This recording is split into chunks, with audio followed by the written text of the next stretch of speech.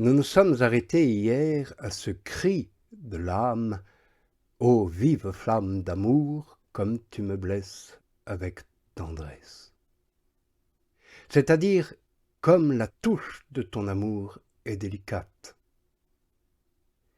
Cette flamme étant une flamme de vie divine, blesse l'âme, mais avec une tendresse de vie divine.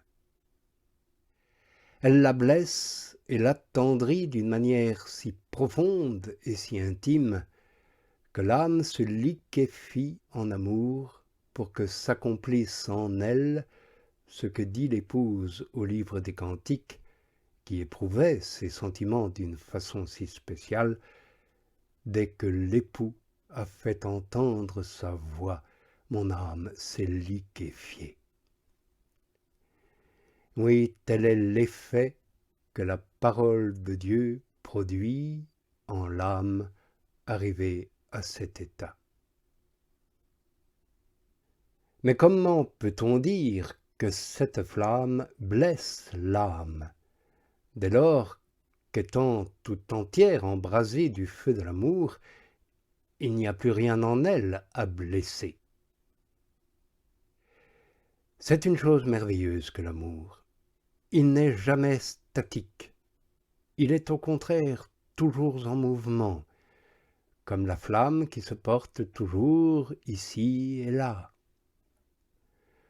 Or, l'amour, dont la nature est de blesser pour provoquer l'amour et communiquer ses délices, se trouve dans cette âme comme une vive flamme. Aussi la blesse-t-il de ses traits embrasés les plus tendres et les plus délicats. Il est dans la joie et en fête pour montrer toutes ses industries et ses artifices, dès lors qu'il est dans le palais de l'amour et de ses noces. C'est ainsi ce qu'on peut voir allégoriquement de ce que fait Assuérus pour son épouse Esther. Il lui témoigne ses bonnes grâces et lui montre tous ses trésors et la gloire de sa grandeur.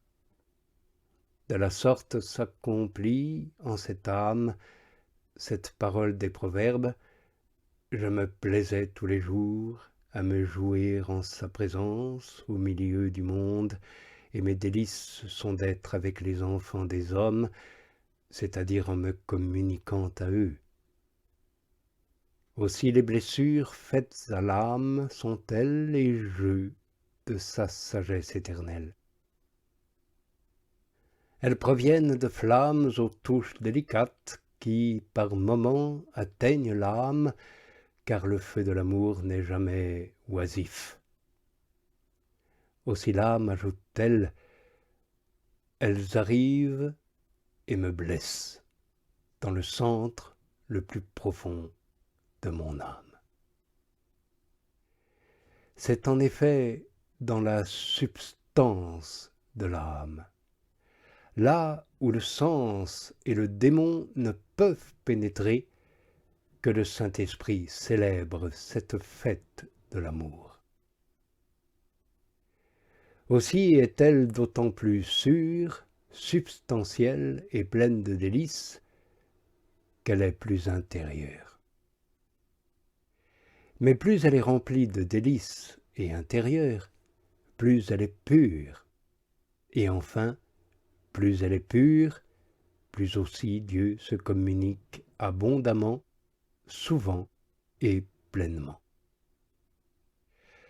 Par ailleurs, les délices, comme les joies de l'âme et de l'esprit, n'en sont que plus profondes. Dieu est l'auteur de tout cela. L'âme ne peut rien par elle-même. Déjà, dans son état ordinaire, elle ne peut rien sans le secours de ses sens corporels.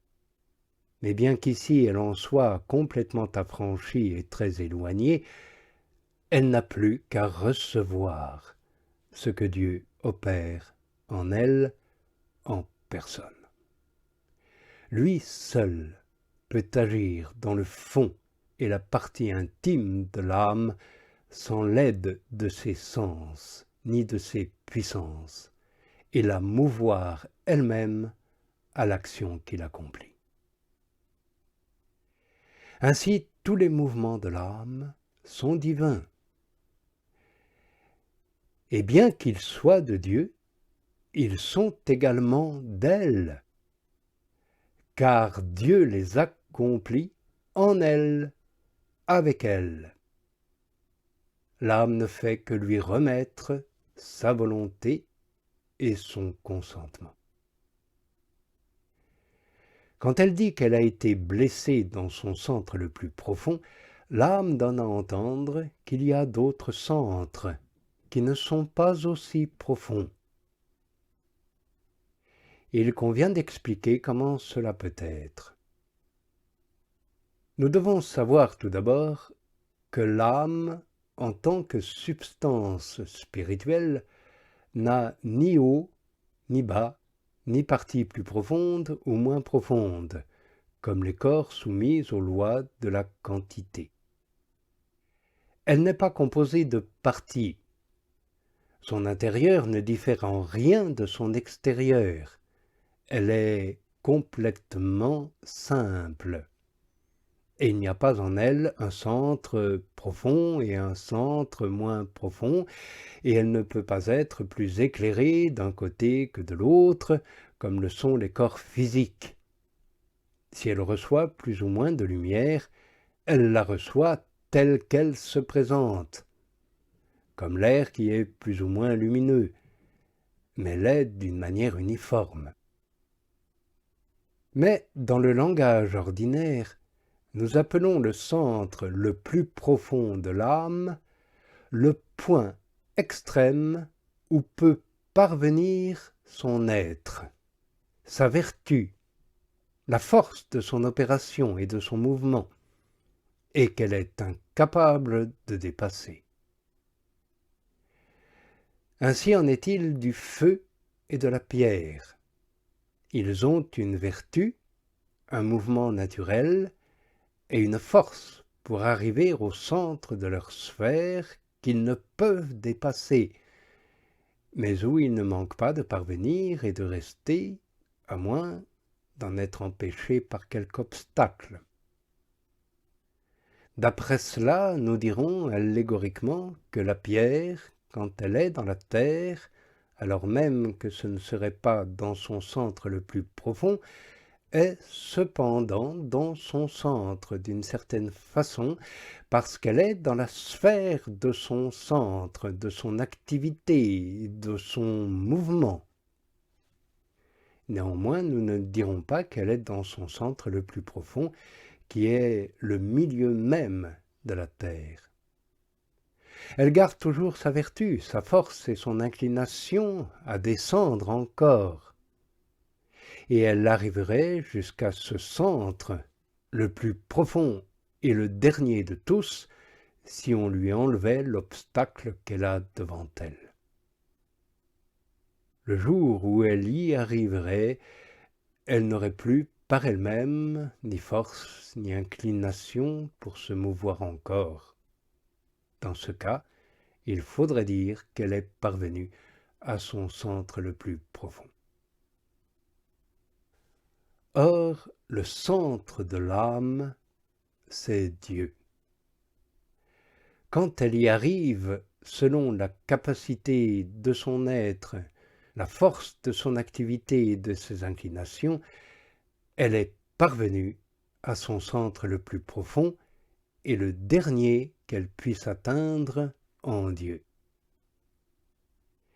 Il en sera ainsi lorsqu'elle aura employé toutes ses forces à le connaître, à l'aimer et à en jouir. Tant qu'elle n'a pas atteint ce haut degré, et elle ne l'atteint jamais dans cette vie mortelle, où elle est incapable d'arriver à Dieu avec toutes ses forces, elle peut être dans son centre qui est Dieu, par la grâce et par la communication qu'il lui fait de lui-même, mais elle a encore la puissance de se mouvoir et de pénétrer plus avant dans ce centre. elle n'est pas complètement satisfaite, elle n'est pas en plénitude, elle n'est pas dans son centre le plus profond. Et bien qu'elle soit dans son centre actuel, elle n'est pas encore parvenue à cette partie la plus profonde de ce centre, et elle peut toujours pénétrer davantage, ici-bas, dans les profondeurs de Dieu.